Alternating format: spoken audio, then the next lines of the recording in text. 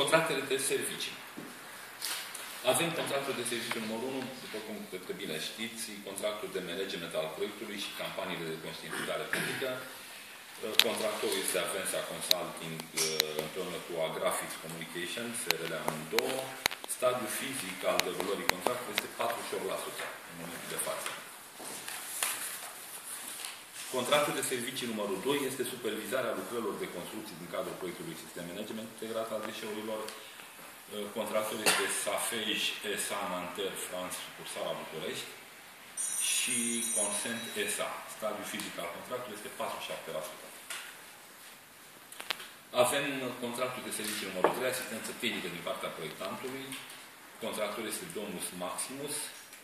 Contract semnat în acest an. Contractul închiderea depozitului de la Minoasa. Stadiul fizic este 46%. Contractul 2 este cu Uroi la Portul Mare. Stadiul fizic 9%. Contractul de lucrări 3, închiderea de la Hațec. Stadiul fizic 16,5%.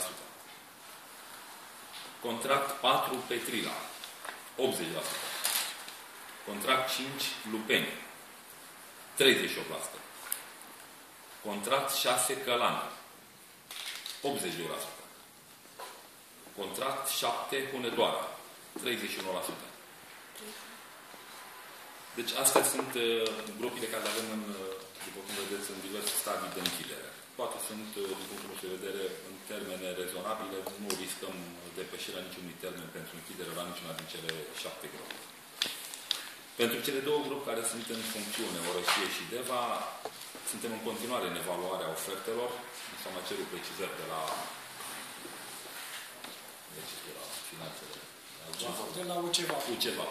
Uceva, probabil că zilele viitoare închidem și aceste contracte, adică închidem evaluarea lor și o să anunțăm câștigătorii. Dacă nu vor fi contestații, trecem la încheierea contractului. Dacă vor fi contestații, le analizăm și le discutăm. De asemenea, avem contractul numărul 10, proiectarea și executarea Centrului de Management al Deșeurilor, stația de sortare, depozitul și stația TMB de la Mârcea Mare.